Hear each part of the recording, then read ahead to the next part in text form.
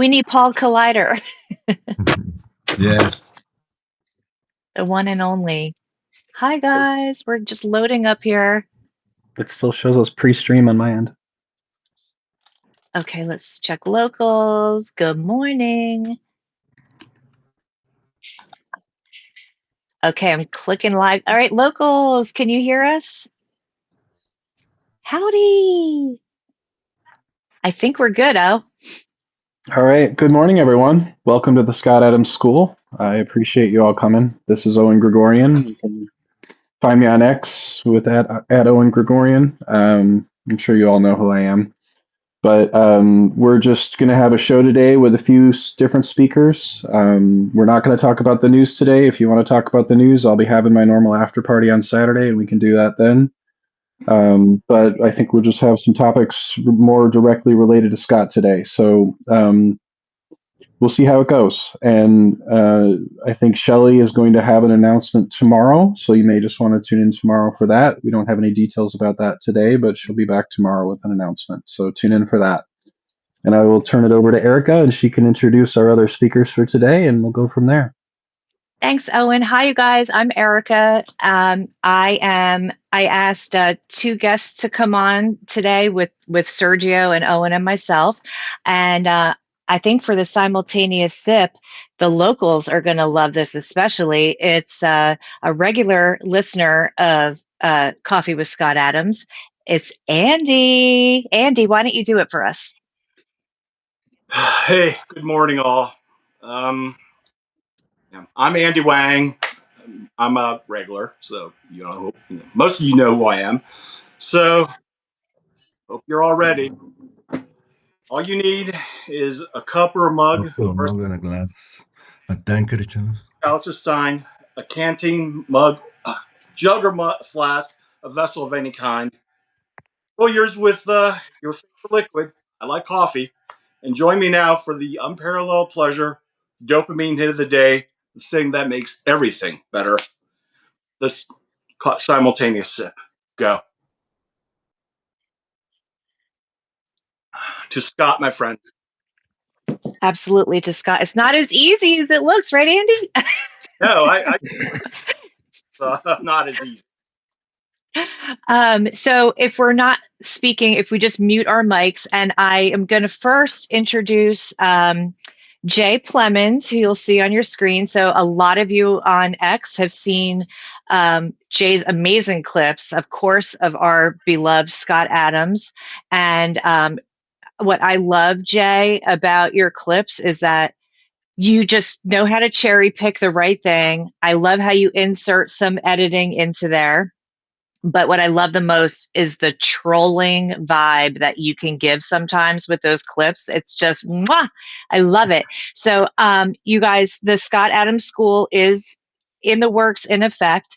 And I invited Jay to come on to tell us what he's doing for all of us. So take it away, Jay. Introduce yourself and tell us what's going on.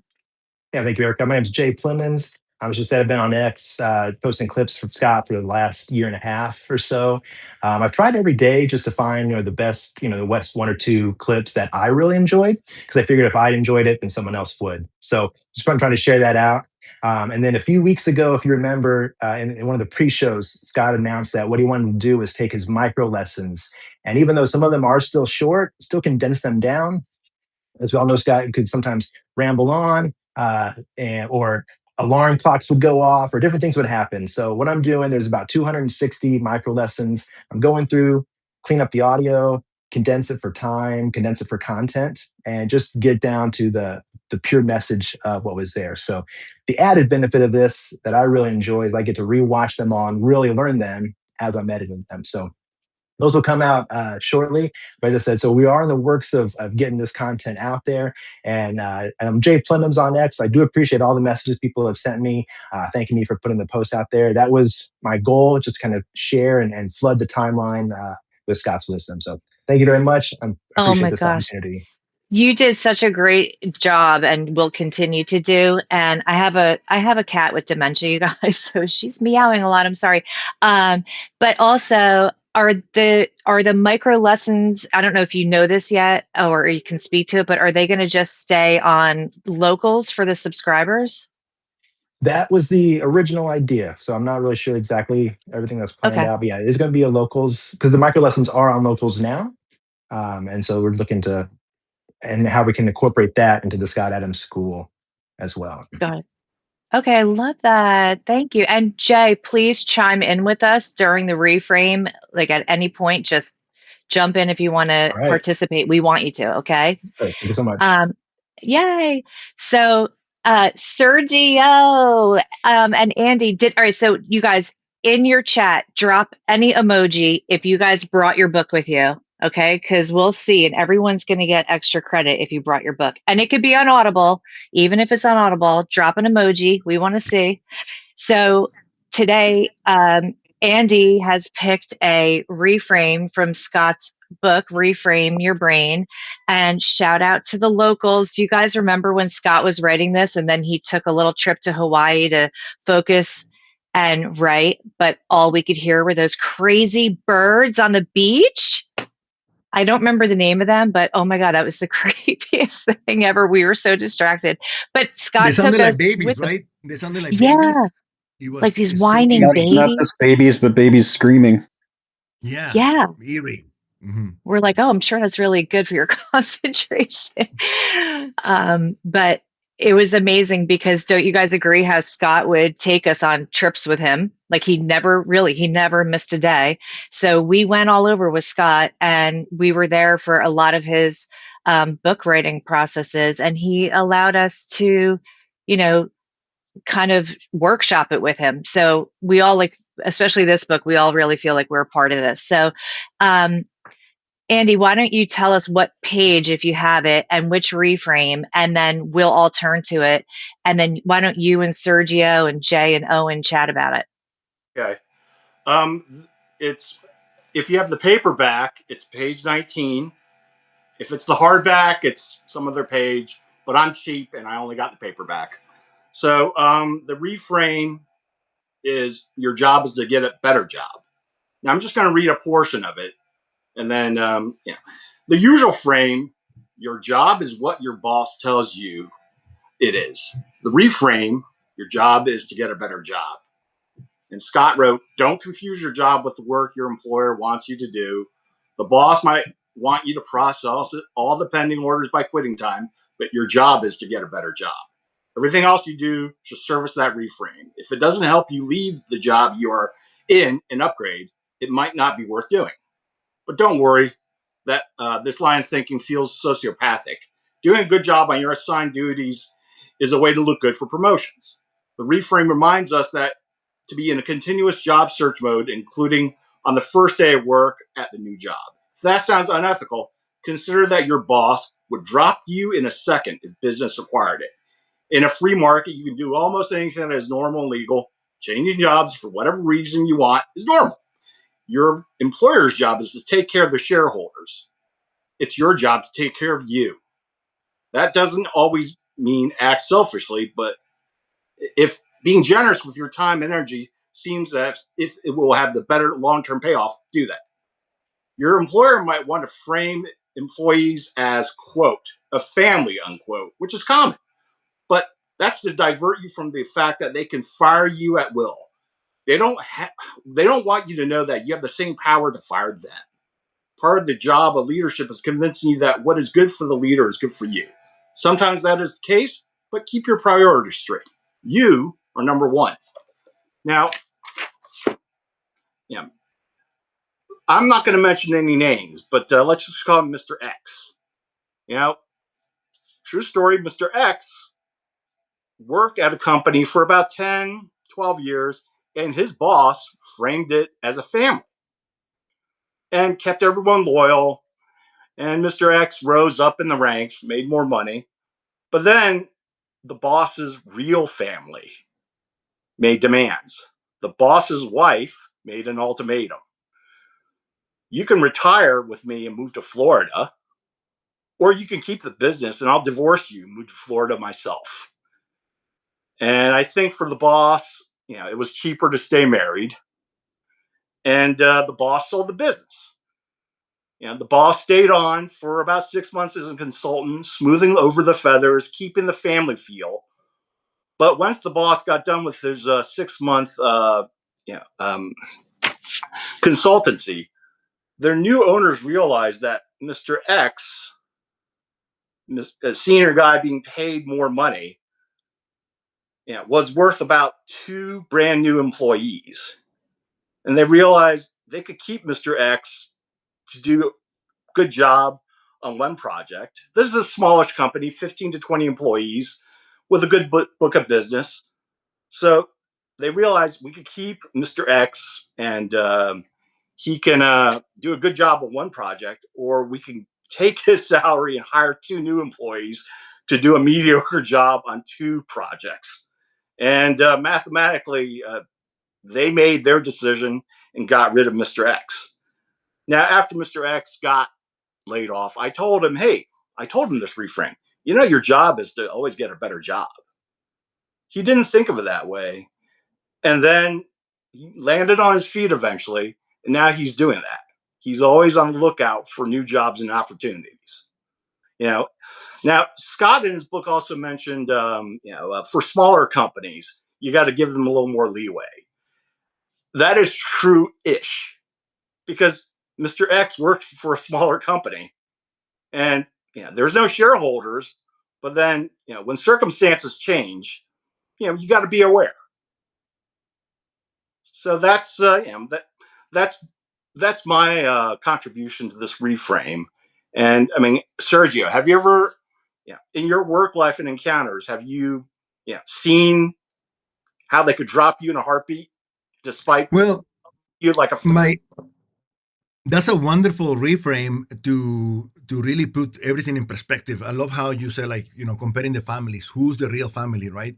The company is telling you, hey, we're a family. Hey, will you leave your wife? I mean, come on. So it is that's the way they do it. In my what I do, I don't have a one boss. I have clients. So I have about 100 clients. So I diversified all my bosses thanks to Scott. That way I didn't have to treat each one as my only boss. But my goal is to always get a better client. Get a better client all the time. So every time I get a client, I don't try to get rid of them. I just try to help them become better clients. So that's the way I've been doing it in my since 2009. I've been freelance. I haven't had a job, with a boss. So that's what I've been doing, just trying to get a better client. But that was great. And I think Owen has a lot of experience on this too. I would like to bring him in. Definitely. I think I always had a bit of this attitude, but I probably had some of the opposite. So I probably needed this reframe when I first started working, because I definitely have always felt like I wanted to be loyal to at least to the projects I was working on. Like I would feel like I never wanted to leave a project before it was finished. And so, but I did have the flexibility to think, okay, if there's a better job, I'm going to consider that. And I liked my first job out of college. I liked the company. I liked the people I was working for. I liked the work I was doing. I was getting promoted. And so everything was fine. But at that time, this was in the early 90s, so it was a while ago, but salaries were going up a lot every year. It's nothing like today. At least in my industry, like it would be going up maybe even more than 10% a year. Like just new college grads every year would be making a lot more than the prior year. And even internally, they would be giving out typically 10% raises to the people at my company. So that's kind of what you came to expect, is every year I'm going to be making 10% more than I was last year. And maybe every few years I get promoted, but really it was still probably a 10% or so raise every year. And that's just how they did it. But the problem was the market was going faster than that. Like it might have been going up 15 or 20% a year. And they didn't do the internal raises as quickly. And so I eventually realized, hey, I'm not making what I should be making here. And I started calling back headhunters that were leaving voicemails for me. And I got an offer from another company just like mine. And they said they'd give me a 40% raise just to come over. So I did that. But even then I was like, well, I want to finish off my project, and I offered that to my old company, and they initially said, oh yeah, that's great. Thank you so much for doing that, because it'll take us a while to find somebody to fill your slot. And then they panicked. Every day the time frame got shorter, until they just told me to pack my stuff. I think it was maybe 3 days later, they just said, pack your stuff, you're done.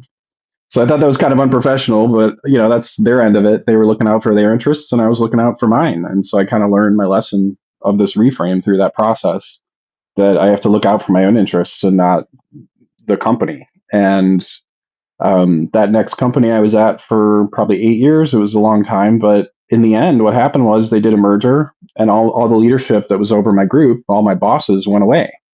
I got new bosses, and I was a very top performer at the company. They had a very structured review process and evaluation process, and I was always ranked in the top 10% every year for 5 years in a row. And then all of a sudden they had to do layoffs, and they had gone through all the low performers. So they did something like 5 rounds of layoffs. Like, it was a lot. They kept cutting people and cutting people and cutting people, and so all the low performers were gone. But they reached the point where they still had to cut more people, and they laid me off. And I really couldn't understand why. I'm like, well, how can this happen when I'm ranked in the top 10% every single year, including this year? I don't get it. And I think what it came down to was just that loyalty of the leadership. We had this merger, so a bunch of people came over with that, and we had people say, like, I didn't know those people. They didn't know me, even though they could probably see my evaluations. They didn't know who I was or have any of the history, and I didn't have time to develop that with them. So they just chose me to get rid of me, because they didn't know me, and they were going to keep the people they knew and liked. And that's just how it worked out. And so that was another very stark lesson in this reframe of they don't care about me. And it was also that, I think this might be a different reframe, but you may end up better off after that. I ended up getting a job offer pretty easily by just calling up one of my buddies that had moved over to yet another company like this, and said, hey, do you want to hire me? And he said, yeah, sure, I'd love to. And I had a new job lined up very quickly. So I bounced right back, and it was no problem. But I've been through this a number of times in my career. I've had a lot of success, and I think I could certainly say that my career has been a success, but I've had a lot of setbacks like that, where I've had to switch companies, sometimes involuntarily. And I've certainly come away with it, with this reframe of saying my job is to get a better job, very solidly in my mind, that whatever I'm doing, I'm trying to develop my talent stack. And if you've ever switched jobs, you got to update your resume. And then the advice is usually you want to show results, like, what did you actually accomplish in terms of results? Did you make something 20% better or 50% faster? Or what financial contribution did you make? And if you can put numbers on your resume and show those exact results, you're much better off when another employer is looking at you, because that's the type of stuff that they love to see. But if you're just giving a general description of tasks, it's nowhere near as good. So those are the types of things I would focus on in the context of this. But I'll stop now. I've been talking a while. Sergio, go ahead. Oh, it's a good reminder also that the word fair, Scott told us that it was invented for children and idiots, right? The word fair. And then we tend to think that it's real, and we're working very hard and thinking, oh, fairness will pay off just automatically. And what Scott taught us, especially in his book, How to Fail at Almost Everything and Still Win Big, is that that is just imaginary. You have to cut through it. You have to find a way to work on your skills and make it a corporation you, instead of working for another corporation. So that was amazing, Owen, fantastically. You have so much experience in the corporate job. You are like a perfect inspiration for Scott's cartooning. Excellent. Thank you. Yeah, I mean, if you can focus on getting a certification that's going to get you to the next level or will look good on a resume, you should do that, even if you have to pay for it yourself, unless it's super expensive. But a lot of times employers will pay for it because it looks good for them too to have you with that certification. And if there's a choice you can make at any time to say, can I volunteer for this extra thing, or can I do something on the side, or can I work on something in a different way so that it'll develop a new talent for my talent stack? Those are the things you should try to do. It's very easy sometimes to get stuck doing the same thing over and over again, and where you're not really growing, you're not really developing. And that's always the time in my career where I felt burned out, was that I'm like, well, I've done this type of project 6 times in a row. I really don't want to do it a 7th time.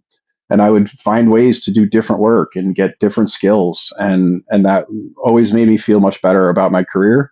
And it made me more energized. It made me feel like I was growing, and that was a really good feeling. So even apart from whether or not you want to move to a different company, just growing is something that makes you feel a lot more fulfilled. And I know Scott has talked about things are either growing or shrinking. And I think anytime you can make sure that you're still growing and you're still developing new skills, new knowledge, getting better at what you're doing, or making your company better, or making a difference, I think that's what ends up bringing a lot more meaning to your work.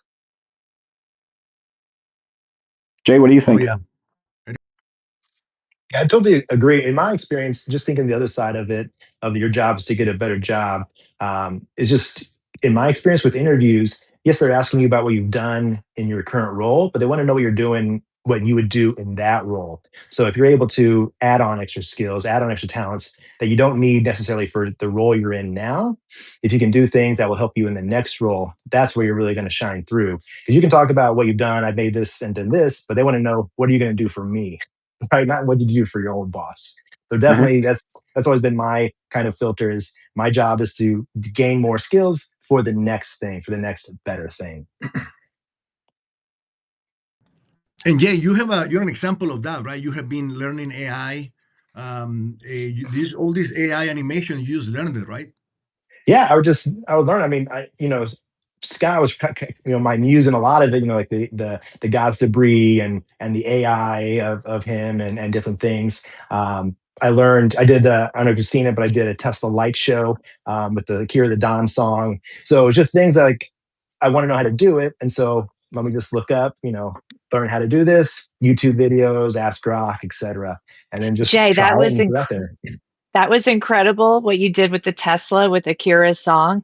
Could you post that today, like again, so Yeah, anyone I'll listening repost right that. now, yeah, if they go to I'll your post it account, on X. I'll comment it onto this on X as well. awesome. You guys have to see it. It's so incredible. And I wanted to say too that a really great example from another master student of Scott's. You guys, if you guys listening, whatever platform you are on, if you could drop in the chat the trigonometry podcast.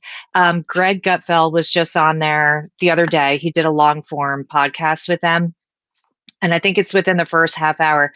But he so perfectly is saying to them, your job when you have a job is to find another job.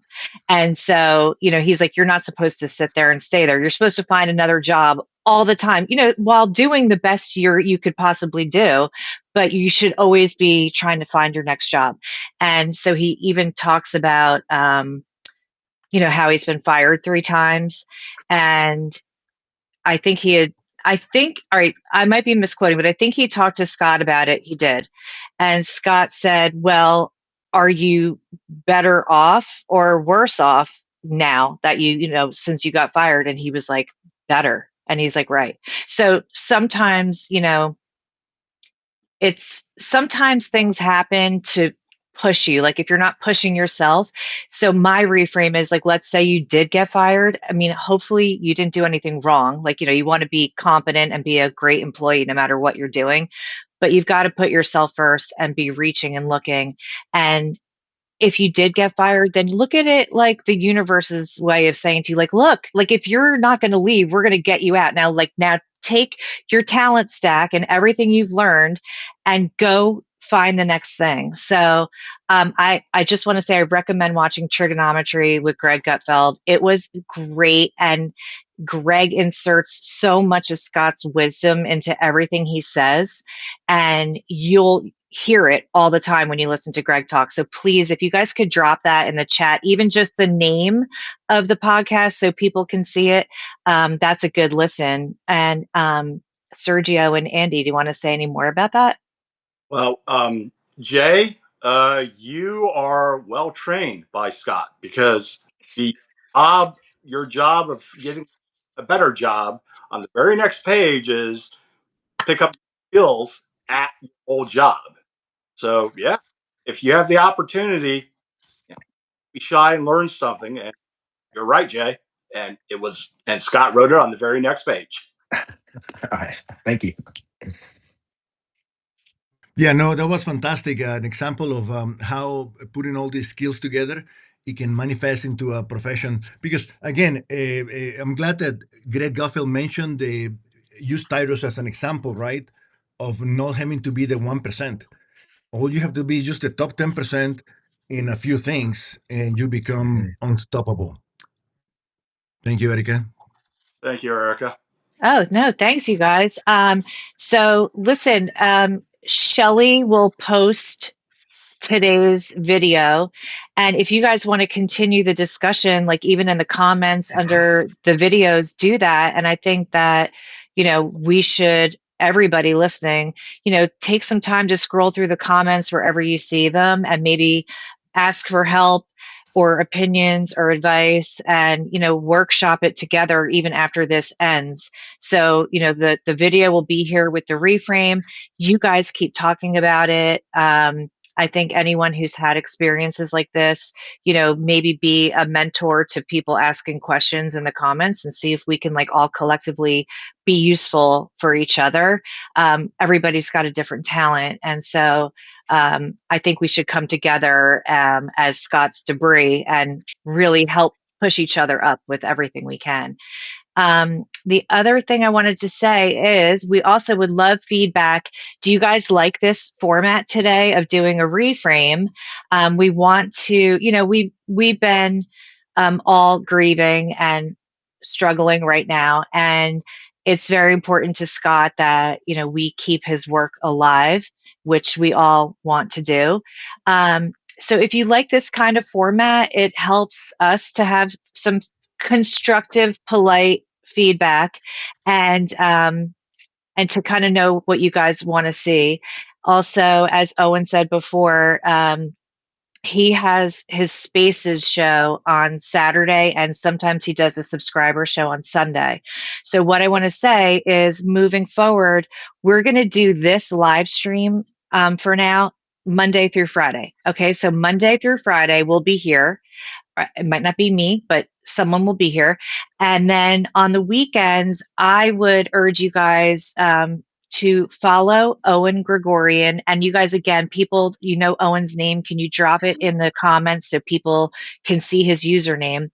And also, he has a subscribe feature. You can listen to the Spaces for free, but he also has a subscribe feature at the top of his profile.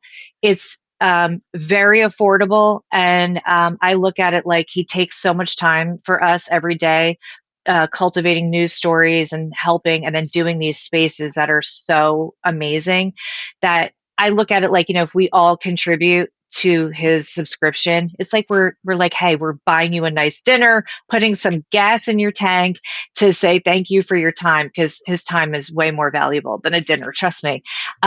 So please subscribe to that. And if you guys have questions, again, drop them in the comments for everybody, and tune in tomorrow for Shelly's. She has some information and announcement for us in the morning.